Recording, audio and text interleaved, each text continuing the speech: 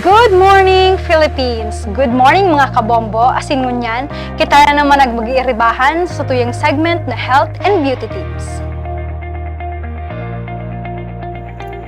Sa presenteng panahon na ang marikas na dalagan kan buhay, ang nagbubusol sa kadakol na tao na pilion ang fast food como primerong pagkakana.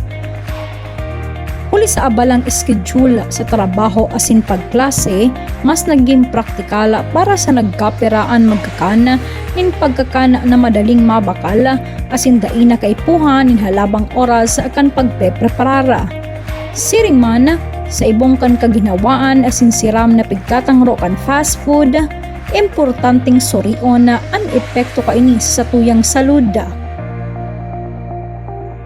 Ang fast food ang karaniwang pigbibilog kan pagkakan na halangkaw sa taba, asukar, asin sodium. Ang labi na pagkonsumo kan siring na klase kan pagkakan ang pwedeng magdara nin seryosong problema sa salud, siring kan labi na katabaan, diabetes, alta presyon, asin helang sa puso. Apwerdigdi, ang fast food ang madalas kulang sa importanteng sustansya, siring kan vitamina, mineral, asin fiber na kaipuhan kan salud, kanganing magtinera na malusog. Sa paglipas kan panahon, ang salanggawi sa pagkakan ang pwedeng maghantong sa pangluluya kan lawas asin pagbaba kan resistensya kontra sa helang.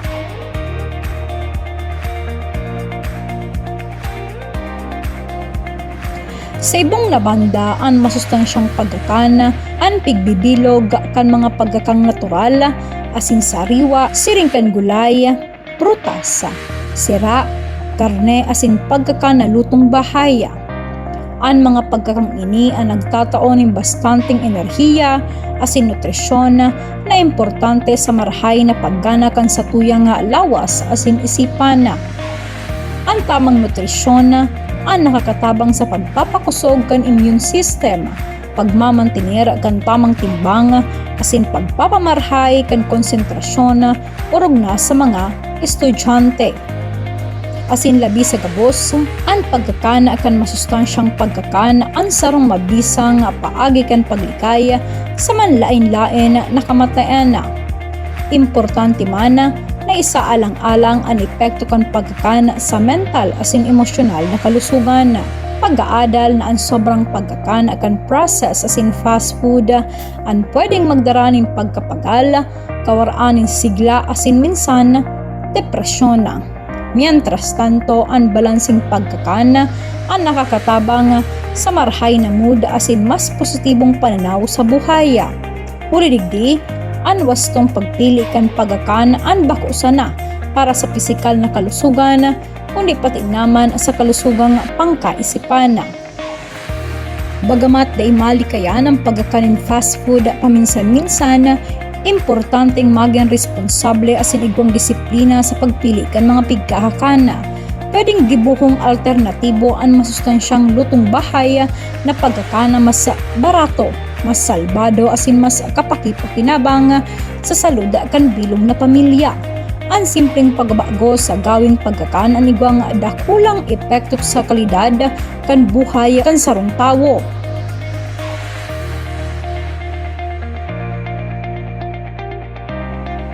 Malinaw na ang pagpili sa pag-ultanan kan fast food asin masustansyang pagkakan ang bakusan ng ulayan kan panlasa, oras o kaginhawahan.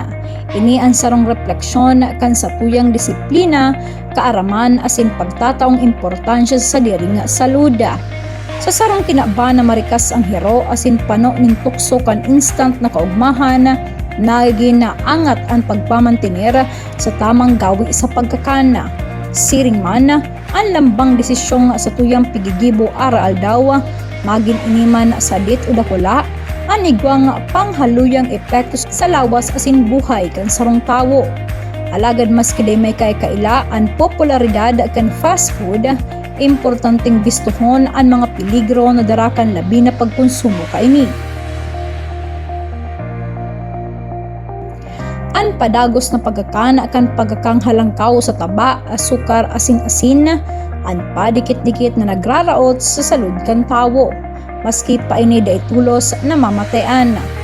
Sa paglipas kan panahon, pwedeng mapuli ini sa malalang-helang na bako sanang nagpapasakit sa individual, kundi pati naman sa iyang pamilya asin komunidad. Huli digdi, ang kawaran kan malasakit sa sadiring salud ang nagiging pasanan man kan lipunan. Sa ibong nabandaan pagpili kan masustansyang pagkakan ang sarong pamumuhunan para sa futuro. Ini ang nagdadaran kusog, sigla asin malino na pag-iisip na importante sa paghampang sa mga humaaral daw kan buhaya. Ang pagkakanin tama ang daibot sa bihon na pagtalikod sa kaugmahan, kundi ang pagkakaigwan ng balanse asin tamang sukol. Sa paagi kan wastong nutrisyon, mas nagiging preparado ang sarong tawo na gampanan ang sa iyang responsibilidad como estudyante, obrero, magurang asin mamamayan. Urog sa gabos, ang pagtataong importansya sa masustansyang pagkakan ang nagpupuon sa harong asin pigpapakusog kan edukasyon. Kung ang kahuvenan ang natukpuan ng tamang gawi sa pagkakan, mas dakula ang posibilidad na magdakula simblang igwang malasakit sa sadiring kalusugan.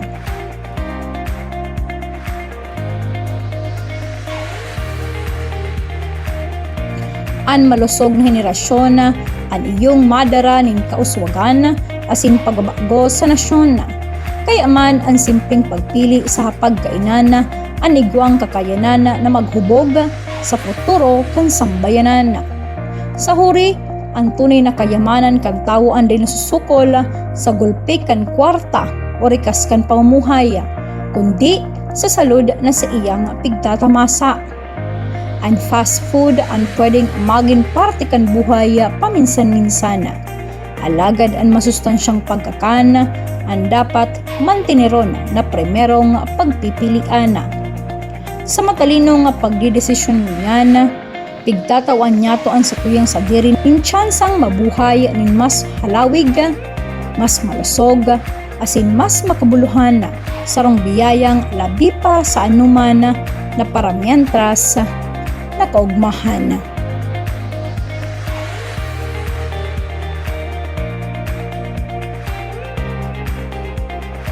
Asin niyan sa tuyang health and beauty tips, lugod nagkaigwa ka mo ng mga kaalaman tungkol sa tuyang segment. Ini si Bombo Angelica Basquinya para sa Bombo Radio Philippines, the #1 and most trusted source of news and information, Basta Radio. Bombo!